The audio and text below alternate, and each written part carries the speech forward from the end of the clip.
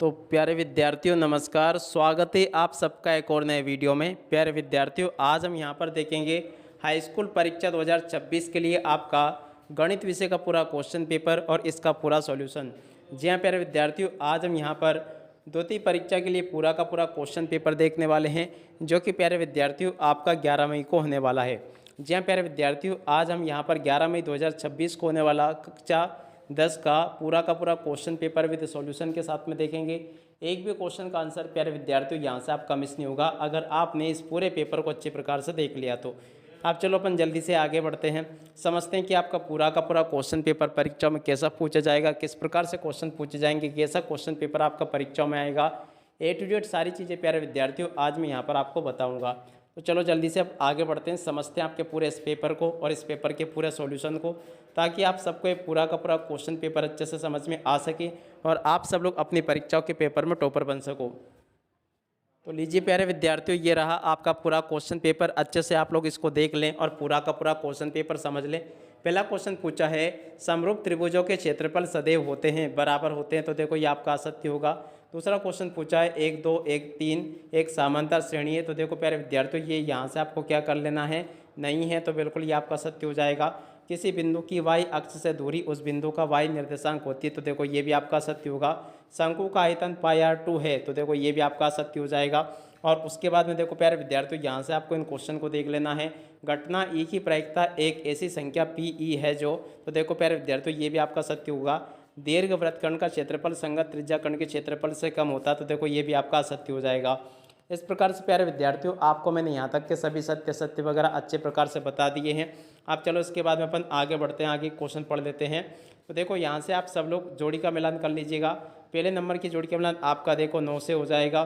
कोस 0 degree की जोड़ी का मिलान प्यारे विद्यार्थियों देखो 1 से हो जाएगा। साइन 0 डिग्री का मान प्यारे विद्यार्थियों 0 आ जाएगा। कोण थीटा वाले त्रिज्या कोण के क्षेत्रफल, तो देखो प्यारे विद्यार्थियों थीटा बटे 360 पाई आर स्क्वायर हो जाएगा। और अर्धगोले का वक्रपृष्ठ क्षेत्रफल प्यारे विद्यार्थियों देखो 2 पाई आर आ जाएगा, आर स्क्वायर।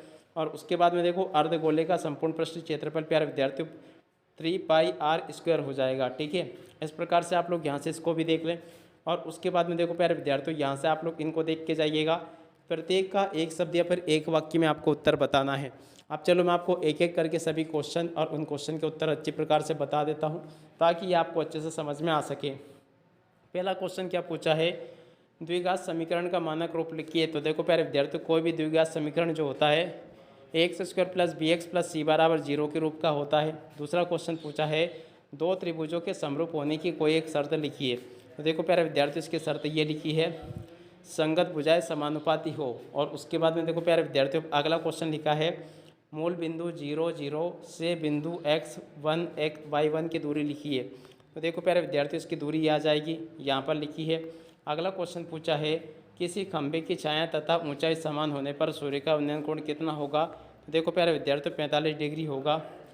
कोण थीटा एवं त्रिज्या आर वाले त्रिज्या खंड के संगत चाप की लंबाई का सूत्र लिखिए। तो देखो प्यारे विद्यार्थियों ये लिखा है। उसके बाद में देखो प्यारे विद्यार्थियों क्वेश्चन पूछा 20 से 40 का वर्ग चिन्ह लिखिए। देखो 30 डिग्री आ जाएगा। ठीक है, तो यहाँ तक के सभी क्वेश्चन और उन क्वेश्चन के उत्तर प्यारे विद्यार्थियों देखो मेरे द्वारा आपको बता दिए गए हैं। अब चलो उसके बाद में अपन आगे बढ़ते हैं, आगे के सभी क्वेश्चन और उन क्वेश्चन के उत्तर को देख लेते हैं। तो देख सकते हो प्यारे विद्यार्थियों यहाँ पर आपको एक क्वेश्चन दे रखे हैं। पहला क्वेश्चन पूछा है, सही विकल्प चुनकर लिखिए। पहला क्वेश्चन लिखा है, संख्याओं 6 व 20 का एचसीएफ होगा। तो देखो प्यारे विद्यार्थियों 2 आ जाएगा। और उसके बाद में देखो अगला क्वेश्चन यहाँ से देख सकते हो क्या पूछा है, यदि a1 a2 बराबर हो b1 b2 का और b1 b2 बराबर हो c1 c2 के, तो समीकरण निकाय का क्या हल होगा। तो देखो प्यारे विद्यार्थियों इसका अनंत अनेक हल होंगे। दूसरे नंबर का जो क्वेश्चन प्यारे विद्यार्थियों पूछा है, द्विघात समीकरण के मूल वास्तविक और बराबर होंगे यदि, तो देखो बी स्क्वायर माइनस 4ac बराबर 0 हो तो बराबर होंगे।